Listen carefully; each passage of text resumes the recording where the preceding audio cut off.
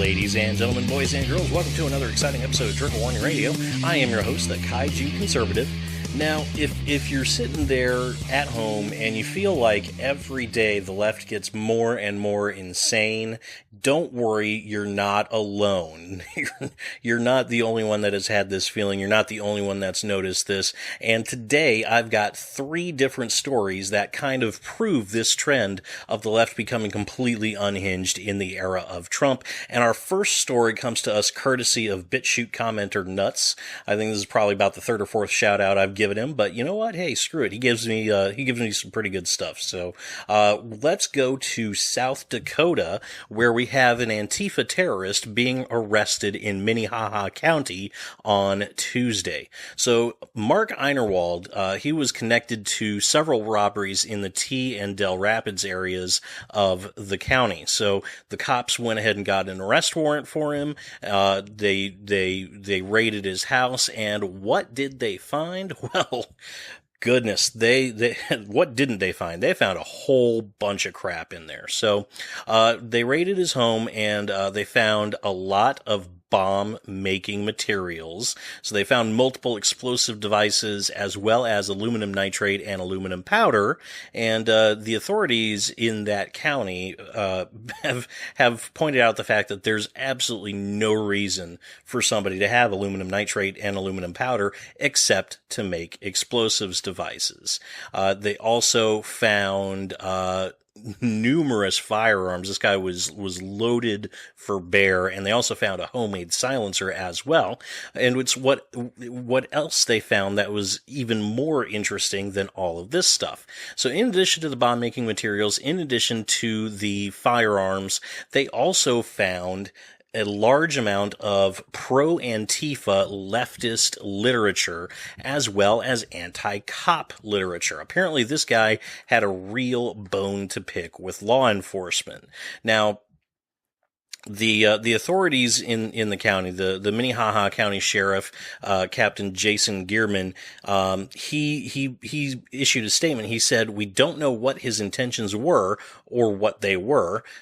Doesn't make much sense, but it's pretty safe to say we stopped something from happening. So we don't know what Einar was planning on doing with all of this, but given the fact that he's got a large amount of guns, given the fact that he's got a large amount of bomb-making materials, and he has literature from a group that has been labeled a terrorist organization by the Department of Homeland Security, we can only surmise that he was planning on carrying out a terrorist attack of some kind. What was it going to be? What was the target? We have absolutely no idea. I assume this is probably in the early stages of the investigation, and authorities probably don't want to release any of that detail just yet. In fact, we'll probably have to wait for his trial before we find out exactly what's going on, if we ever find out what's going on. So this just goes to underscore the fact, folks, that Antifa is an extremely dangerous organization. You know, we like to laugh as a whole on the right at the snowflake protesters in Berkeley who can't be offended lest they, by any conservative speakers or any other ideas, lest they actually have to use their brains.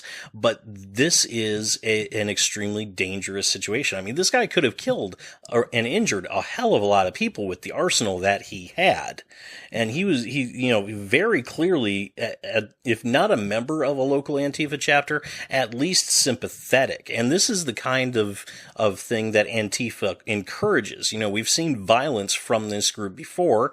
Berkeley with its riots. We've also seen violence in other cities, Chicago, San Jose, and so on and so forth. So this just goes to underscore the fact that group is extremely dangerous and needs to be treated as a terrorist organization in all cases.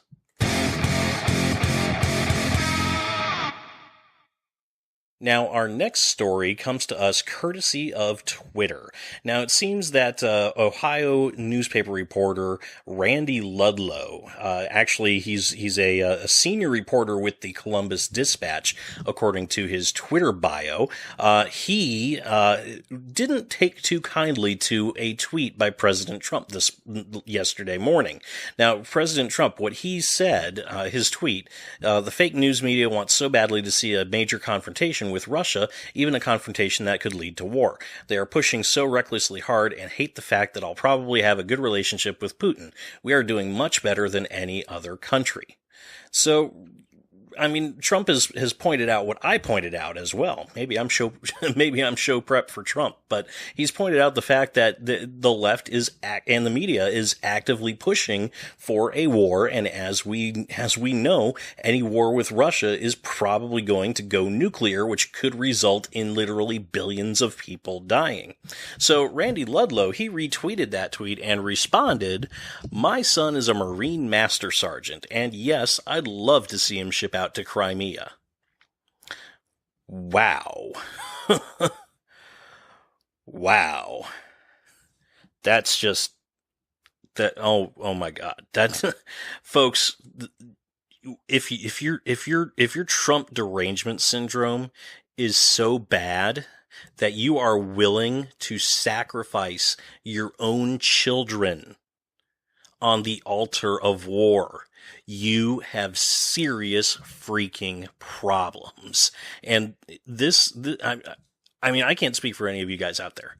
I really can't. But I mean, my son, if he was old enough to be in the military, I would not want him shipped out to a war zone with a war. In a war between the two biggest superpowers on the planet. I would not want that. And I don't know of anybody that would want that. Maybe there's somebody out there that does. Maybe there's somebody out there that hates their child as much as Randy Ludlow apparently hates his child.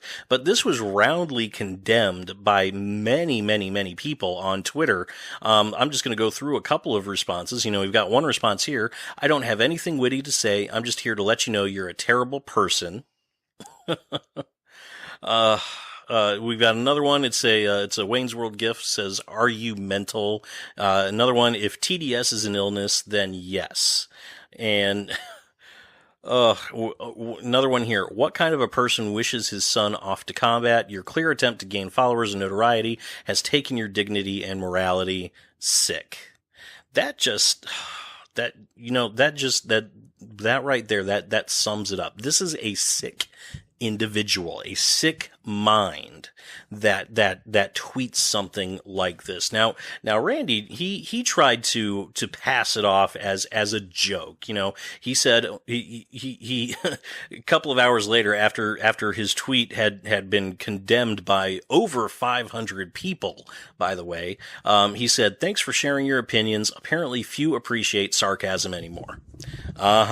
Right. Yeah, no, you were being totally sarcastic. Yeah, seems legit. Freaking moron. Again, folks,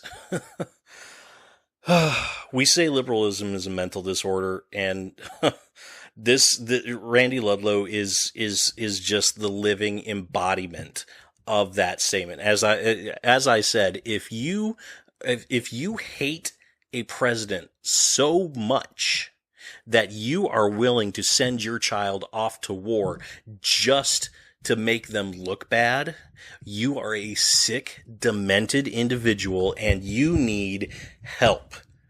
Psychiatric help, not just psychiatric help. I would recommend you get yourself committed to a mental institution for an undetermined period of time, because you are obviously, at the very least, a danger to yourself if you are that stupid.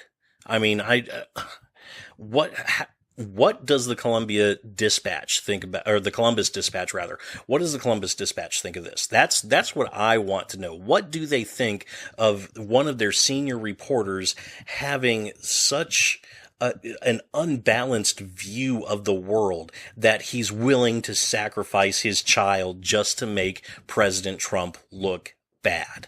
I can't imagine any sane person on the planet agreeing with Mr. Ludlow.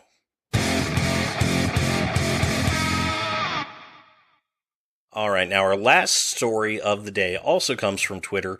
This time it comes from a USA Today columnist named Sherry Jacobus. Now, if that name sounds familiar, it probably should sound familiar because she is a very staunch never Trumper, and she's actually most famous for losing a lawsuit against President Trump after he called her a real dummy on Twitter. Now, Sherry Jacobus, she went out of her way to attack former Trump campaign staffer Michael Caputo. Now, that in and of itself is not unusual, but what is unusual is the fact that Sherry Jacobus attacked Caputo's kids. Not just attacked Caputo's kids, she wished some of the most horrible things possible on them.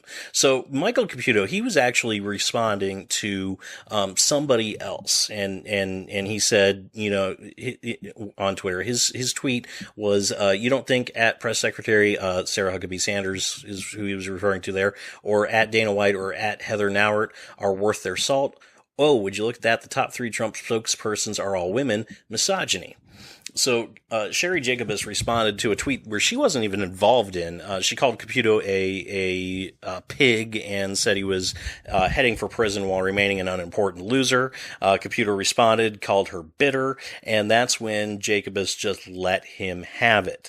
Her first tweet that she let fly said, "Are your daughters ugly like you, or can Trump use them at Epstein parties so they can survive when you're broke, bitter, along?" I think she meant alone, and in prison for treason. So Epstein, that's a reference to Jeffrey Epstein. And you'll remember Jeffrey Epstein is the Democrat bundler who pled guilty in 2008 to soliciting prostitutes as young as 14. And it's rumored that former President Bill Clinton partied on Epstein's private island. Makes you think, doesn't it? So Sherry Jacobus right there just tweeted a rape fantasy for Michael Caputo's underage daughters. She didn't stop there, though. Oh, no. She attacked another of Michael Caputo's daughters. She said, "Your illegitimate daughter contemplating the pavement because her loser dad is a traitor. Keep it up. #BadDad." So not only did she tweet out a rape fantasy involving a political opponent's children, but she also apparently got very excited at the possibility of one of his kids committing suicide. I mean, and then it gets better. She didn't stop there. She didn't stop there at all. Somebody called her out and basically said, "What the fuck is wrong with you, lady? I mean, for the love of Christ." Basically begging her to leave people's children out of her political disagreements. And then she responded, she said, "Ask Caputo about Toymore, then ask him why he drags his daughters into the public stage and uses them to help him beg for money so he can afford his vacation home. He's whoring out his own daughters." I mean... Oh, Jesus.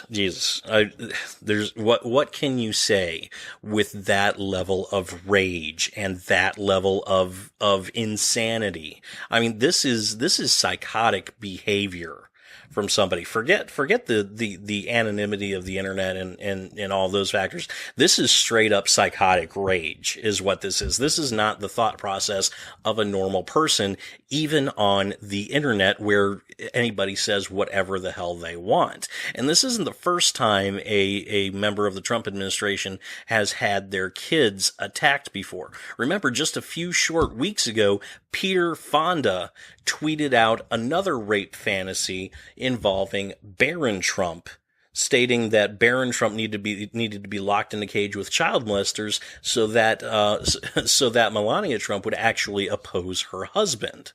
And of course, we all remember going way back to the 2008 campaign. Sarah Palin's disabled son, Trig Palin, was mercilessly attacked in the media as well, including with a conspiracy theory that Trig Palin was not Sarah Palin's son, but was in fact her daughter Bristol's son, and Sarah Palin was covering for it. Now, it used to be that people's kids were off limits. I mean, we saw very mild criticism sometimes of the Obama kids when their dad was in office. I remember the one Republican staffer who basically commented on what they were wearing and said that they should have some self-respect. She was fired in disgrace and basically was rendered unemployable. But these leftists, the Peter Fonda and Sherry Jacobus and people like them, they attack Republicans' children with impunity. They wish the most horrible, terrible things on underage children who have absolutely nothing to do with anything, and they get away with it. Jacobus is still employed at USA Today. I guarantee you she will still be employed even after this unhinged Twitter rant. You know, she's not going to be fired. Peter Fonda still has his career. He's a progressive darling still. And even though he was forced to issue a quote unquote apology, I doubt Sherry Jacobus is going to apologize for her actions.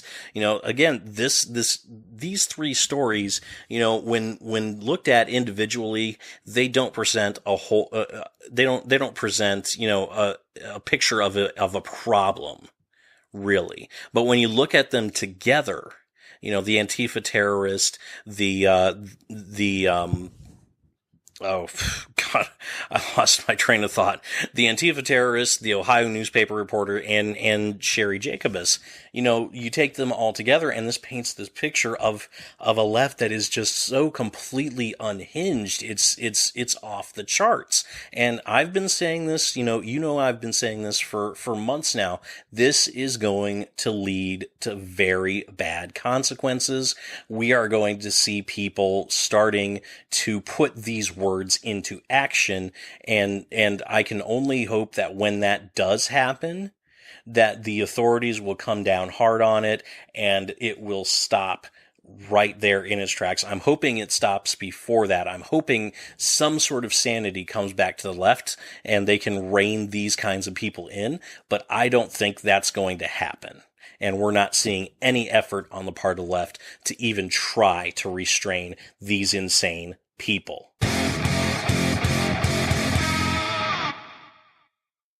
Hey guys, thanks so much for listening. If you liked what you heard, leave a like and subscribe to my channel. Both of those things help me out quite a bit. If you've got a story you want me to take a look at, maybe feature in a future episode of Trigger Warning Radio, leave it in the comment section below. Let me know about it, and maybe I'll give you a shout out as well. Also, if you want to leave a tip and help support this channel, hit that little green jumping button in the bottom right corner of the player to leave a couple of bucks. That would really help me out quite a bit. Once again, thanks so much for listening, and I will see you all next time.